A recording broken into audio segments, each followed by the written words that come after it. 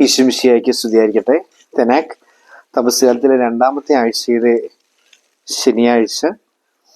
ഇന്നത്തെ വായനാഭാഗങ്ങളിലെല്ലാം നമുക്ക് കാണാൻ സാധിക്കുന്നത് കർത്താവിൻ്റെ കരുണയെക്കുറിച്ചാണ്. ഒന്നാമത്തെ വായനയിൽ മിക്ക പ്രവാചകന്റെ പുസ്തകത്തിൻ്റെ ഭാഗത്ത് കർത്താവ് എൻ്റെ കരുണ ഇങ്ങനെ വിശദീകരിച്ച് ചെയ്യുന്നുണ്ട്. പറയുന്നത് ഇങ്ങനെയാണ്: അവിടുന്ന് തൻ്റെ കോപം എന്നേക്കുമായി വെച്ച് പുലർത്തുകയില്ല, എന്തെന്നാൽ അവിടുന്ന് കാരുണ്യത്തിൽ ആനന്ദിക്കുന്നു, അവിടുന്ന് വീണ്ടും നമ്മോട് കാരുണ്യം കാണിക്കുന്നു എന്ന് പറയുന്ന കരുണ എന്ന വാക്ക് തന്നെ ഒരുപാട് പ്രാവശ്യം പറഞ്ഞിട്ടുണ്ട്. പ്രതിവചന സങ്കീർത്തനം 103 സങ്കീർത്തനത്തിൽ നിന്നും കർത്താവ് ആർദ്രഹൃദയനും കാരുണ്യവാനുമാണ് എന്ന വാക്യമാണ് നമ്മൾ പ്രതിവചന സങ്കീർത്തനോട് പറയുന്നത്. ലൂക്കായുടെ സുവിശേഷത്തിലേക്ക് വരുമ്പോൾ ലൂക്കായുടെ സുവിശേഷത്തിൽ തന്നെ ഒരു ഏറ്റവും പ്രധാനപ്പെട്ട അധ്യായം എന്ന് പറയാവുന്ന ഒരു അധ്യായമാണ് 15-ാം അധ്യായം. മത്തായി 25, യോഹന്നാനിൽ 6, അങ്ങനെയൊക്കെ പറയുന്ന ഒരു എക്സെപ്ഷണൽ, ആ സുവിശേഷത്തിൽ തന്നെ ഏറ്റവും മനോഹരമായ അധ്യായം എന്ന് പറയുന്ന, അങ്ങനെ പറയാവുന്ന ഒരു അധ്യായമാണ് ലൂക്ക 15-ാം അധ്യായം. കാണാതെ പോയ കാര്യങ്ങളുടെ അധ്യായമാണ്. ഇവിടെ ലൂക്കയുടെ സുവിശേഷത്തിലെ 15-ാം അധ്യായത്തിൽ 1 മുതൽ 7 വരെയുള്ള വാക്യങ്ങളിലായിട്ട് കാണാതെ പോയ ആടിനെ കുറിച്ച് പറയുന്നു.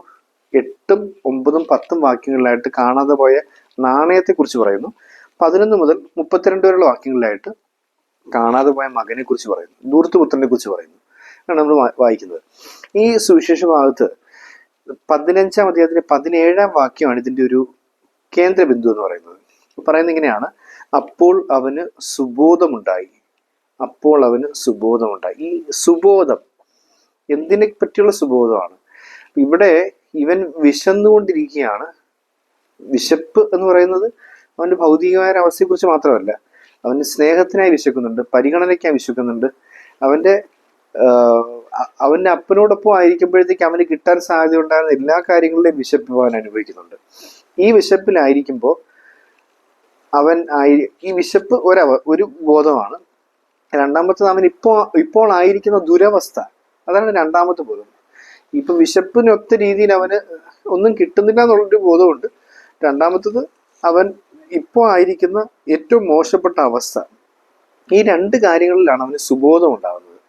നമ്മൾ ഈ തപസ്സാചരണത്തിൽ ഓർക്കേണ്ട ഒരു കാര്യം, കർത്താവിനോട് ചേർന്ന് നിൽക്കുമ്പോൾ കിട്ടുന്ന അനന്തമായ കരുണയുടെയും കൃപയുടെയും ആ സമൃദ്ധിയെക്കുറിച്ച് ഒരു ബോധം ഉണ്ടാവണം. അതിപ്പോൾ കിട്ടുന്നില്ല.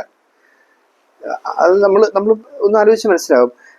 നമുക്ക് ചെയ്യാൻ പറ്റുന്ന കുറേ എഫക്റ്റീവായിട്ട് ചെയ്യാൻ പറ്റുന്ന കാര്യങ്ങൾ കുമ്പസാരിക്കാതെയും കുർബാന സ്വീകരിക്കാതിരിക്കുന്ന സമയത്ത് നമുക്ക് ചെയ്യാൻ പറ്റത്തില്ല. നമ്മൾ എത്രത്തോളം കാര്യമായിട്ട് ചെയ്തെന്ന് പറഞ്ഞാൽ അതിൻ്റെ ഒരു നല്ലൊരു പെർസെൻറ്റേജ് ഫലം കാണാൻ നമുക്ക് പറ്റത്തില്ലെന്നുള്ളതാണ് യാഥാർത്ഥ്യം. പക്ഷെ നല്ല കുമ്പസാരം നടത്തി കുർബാന സ്വീകരിച്ചിട്ട് ഒരു കാര്യം ചെയ്തു നോക്ക്, അതിനകത്ത് നല്ല രീതിയിൽ ഫലം കാണാൻ നമുക്ക് സാധിക്കും. നല്ല ഒരു എഫക്റ്റ്.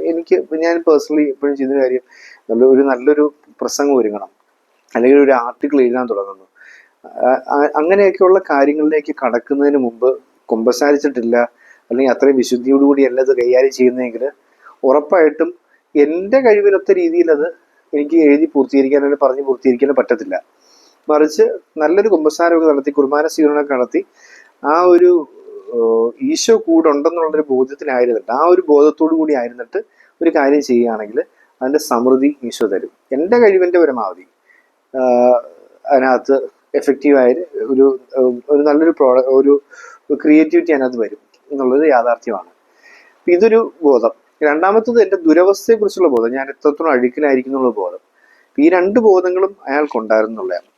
അത് പറയുന്നത് ഇങ്ങനെയാണ്: അപ്പോൾ അവന് സുബോധം ഉണ്ടായി. അവൻ പറഞ്ഞു, എൻ്റെ പിതാവിൻ്റെ എത്രയോ ദാസന്മാർ സുഭിക്ഷമായി ഭക്ഷണം കഴിക്കുന്നു, ആ സമൃദ്ധി കണ്ട് ഞാനോ ഇവിടെ വിശന്നു മരിക്കുന്നു, പന്നിക്കുട്ടി കിടക്കുകയാണ്, ഞാനിവിടെ പന്നിക്കുട്ടി കിടക്കുകയാണ്. ഈ ബോധമാണ് അയാൾക്കുണ്ടായത്. എന്നിട്ട് അയാൾ പിതാവിൻ്റെ അരിയിലേക്ക് പോവുകയാണ്. ഞാൻ ഈ ഭാഗം വായിക്കുമ്പോൾ നമ്മൾ ഇന്നലത്തെ ഉപമ പറഞ്ഞ പോലെ തന്നെ ഒരുപാട് പഠന സാധ്യതയുള്ള, ഒരുപാട് വിശദീകരണം നമുക്ക് ലഭിക്കുന്ന, ഒരുപാട് അർത്ഥതലങ്ങളിലേക്ക് നമ്മളെ കൂട്ടിക്കൊണ്ടു പോകുന്നൊരു ഉപമയാണ് ഈ ധൂർത്തുപുത്രന്റെ ഉപമ എന്ന് പറയുന്നത്. അതിൻ്റെ ഓരോ കാര്യങ്ങളും, ഓരോ വരികളിലൊക്കെ ഒരുപാട് അർത്ഥങ്ങൾ ഒളിഞ്ഞിരിപ്പുണ്ട്. അപ്പം ഞാനിത് വായിക്കുമ്പോൾ ഇതിനെ ഒരു പിക്ചറൈസ് ചെയ്തിട്ട് എപ്പോഴും കാണുമ്പോൾ മനസ്സിൽ ഈ അപ്പൻ്റെ സ്നേഹത്തെക്കുറിച്ച് കാണുന്നൊരു കാര്യമുണ്ട്. ഇയാള് അപ്പൻ്റെ അടുത്ത് പോകുമ്പോൾ പറയാൻ ഉദ്ദേശിക്കുന്ന ഒരു വാക്യം. ആ വാക്യം എങ്ങനെയാണ്: ഞാൻ എഴുന്നേറ്റ് എൻ്റെ പിതാവിൻ്റെ അടുത്തേക്ക് പോകും, ഞാൻ അവനോട് പറയും, പിതാവേ, സ്വർഗത്തിനും സ്വർഗത്തിനെതിരായും നിന്റെ മുമ്പിൽ ഞാൻ പാപം ചെയ്തു. നിന്റെ പുത്രൻ എന്ന് വിളിക്കപ്പെടാൻ ഞാൻ യോഗ്യനല്ല. നിന്റെ ദാസരിൽ ഒരുവനെ എന്നെ സ്വീകരിക്കണമേ. ഇതാണ് അയാൾ സെറ്റ് ചെയ്ത് വെക്കുന്ന വാക്യങ്ങൾ. നിനക്കെതിരായും സ്വർഗത്തിനായും പാപം ചെയ്തു പോയി. നിന്റെ മകനെന്ന് വിളിക്കപ്പെടാൻ ഞാൻ യോഗ്യനല്ല. നിന്റെ ദാസരിൽ ഒരുവനെ എന്നെ സ്വീകരിക്കണമേ. 18-19 വാക്യങ്ങളാണിത്. അത് കഴിഞ്ഞിട്ട് തൊട്ടടുത്ത വരി പറയും, 20-21 വാക്യങ്ങൾ നമ്മൾ നോക്കുകയാണെങ്കിൽ, അവൻ എഴുന്നേറ്റ് പിതാവിന്റെ അടുത്തേക്ക് ചെന്നു. ദൂരെ വെച്ച് തന്നെ പിതാവിനെ കണ്ട് അവൻ മനസ്സറിഞ്ഞ് ഓടിച്ചെന്ന് അവനെ കെട്ടിപ്പിടിച്ച് ചുംബിച്ചു. ഓടിച്ചെന്നു കെട്ടിപ്പിടിച്ചു ചുംബിച്ചു. എന്നിട്ട് മകൻ പറയാൻ സെറ്റ് ചെയ്തിരുന്ന വാക്യം നമ്മൾ നേരത്തെ കണ്ടു. ഇപ്പം മകൻ പറയുന്നതാണ്, പിതാവേ, സ്വർഗത്തിനെതിരായും നിന്റെ മുമ്പിൽ ഞാൻ പാപം ചെയ്തു. നിന്റെ പുത്രൻ എന്ന് വിളിക്കപ്പെടാൻ ഞാൻ യോഗ്യനല്ല. ഇത്രയും പറഞ്ഞു കഴിയുമ്പോഴത്തേക്ക് പിതാവ് അതിനകത്ത് കയറി ഇടപെടുക. പിതാവ് ഉടനെ തന്നെ ദാസന്മാരെ വിളിക്കുന്നു. മേൽത്തരം വസ്ത്രം കൊണ്ടുവരാൻ പറയുന്നു. ഇവനെ ചെരുപ്പ് ധരിപ്പിക്കാൻ പറയുന്നു. കയ്യിൽ മോതിരം വിടാൻ പറയുന്നു. ഒരു കൊഴിപ്പിച്ച കാളക്കുട്ടിയെ കൊല്ലാൻ പറയുന്നു. ഇങ്ങനെ സീനങ്ങ് മാറുക.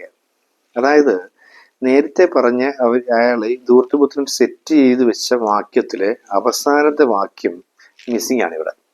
അതിവിടെ കാണുന്നില്ല. വാക്യം ഇതാണ്, നിന്റെ മുമ്പിലും നിനക്കെതിരായി ഞാൻ സ്വർഗത്തിനായി ഞാൻ പാപം ചെയ്തു. നിന്റെ പുത്രനെന്ന് വിളിക്കപ്പെടാൻ ഇനി ഞാൻ യോഗ്യനല്ല. നിന്റെ ദാസരിൽ ഒരുവനെ എന്നെ സ്വീകരിക്കണം. ഈ ദാസരിൽ ഒരുവനായി സ്വീകരിക്കണം എന്ന് പറയുന്ന വാക്യം പിതാവ് പറയാൻ സമ്മതിച്ചില്ല. ഞാനതിന്റെ മനസ്സിൽ കാണുന്നത് ഇങ്ങനെ, ആ പിതാവ് അവന്റെ പൊത്തിപ്പിടിച്ചിട്ട് ആ വാക്യം അവനെ കൊണ്ട് പറയാൻ സമ്മതിച്ചില്ല. കാരണം സ്വർഗസ്നായ പിതാവിന് അറിയാം ഇവൻ എന്താ ഈ പറയാൻ പോകുന്നുള്ളത്.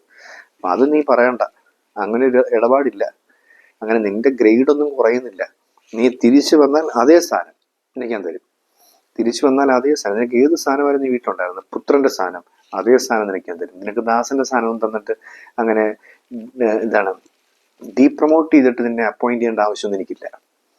നിന്റെ വില കുറച്ചിട്ട് നിന്നെ ശിക്ഷിച്ചിട്ട് നിന്നെ സ്വീകരിക്കേണ്ട ആവശ്യം എനിക്കില്ല.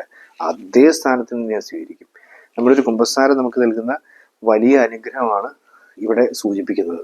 അതായത് നമ്മൾ കുമ്പസാരിക്കുമ്പോൾ കർത്താവിനോട് നമ്മുടെ പാപം ഏറ്റുപറയുന്ന സമയത്ത് അതേ സ്ഥാനം, മുമ്പ് ഏത് സ്ഥാനത്തിൽ നിൽക്കിയാലും ഏത് അവസ്ഥയിലായിരുന്നു ഞാനും കർത്താവും തമ്മിലുള്ള ബന്ധം, അതേ അവസ്ഥയിലേക്ക് നിന്നെ ഞാൻ പുനഃപ്രതിഷ്ഠിക്കും.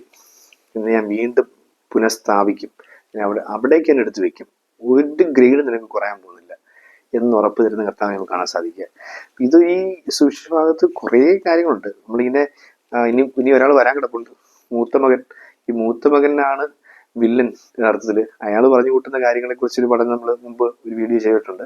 എന്താണെങ്കിലും ഈ സുവിശേഷ ഭാഗത്ത് ഈ തമസിന്റെ പശ്ചാത്തലത്തിൽ നമുക്ക് ഈ ഒരു കാര്യം സുബോധമുണ്ടായിട്ട് അയാൾ പറഞ്ഞ വാക്യവും അയാൾ പറയാൻ പിതാവ് അനുവദിക്കാതിരുന്ന വാക്യവും നമുക്കൊരു വലിയ സൂചന നൽകുന്നുണ്ട്.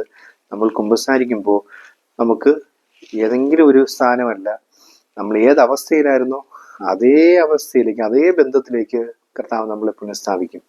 അതേ ചൈതന്യത്തിലേക്ക് കർത്താവ് നമ്മളെ വീണ്ടെടുക്കും. ഇതാണ് നമ്മൾ മനസ്സിലാക്കേണ്ടത്. നീ പുത്രനെങ്കിൽ പുത്രൻ തന്നെ, ദാസനൊന്നും അല്ല എന്ന് പറഞ്ഞ് വാവുത്തി പിടിക്കുന്ന അപ്പനെയാണ് നമ്മൾ ഇവിടെ കാണുന്നത്. അപ്പൊ ഈ ഒരു സുവിശേഷഭാവം പകർന്നു നൽകുന്ന തിരിച്ചുവരവിന്റെ, സുബോധത്തിന്റെയും തിരിച്ചുവരവിന്റെയും തിരിച്ചറിവിന്റെയും തിരിച്ചു പിടിക്കലിന്റെയും വീണ്ടും പുനഃസ്ഥാപിക്കുന്നതിന്റെയും ഒക്കെ ആ വലിയ ചൈതന്യം കുമ്പസാരം എന്ന ഉദാശയിലൂടെ നേടിയെടുക്കാനായിട്ടുള്ള അനുഗ്രഹത്തിനായി പ്രാർത്ഥിക്കുകയും ശ്രമിക്കുകയും ചെയ്യാം. ദൈവം അനുഗ്രഹിക്കട്ടെ.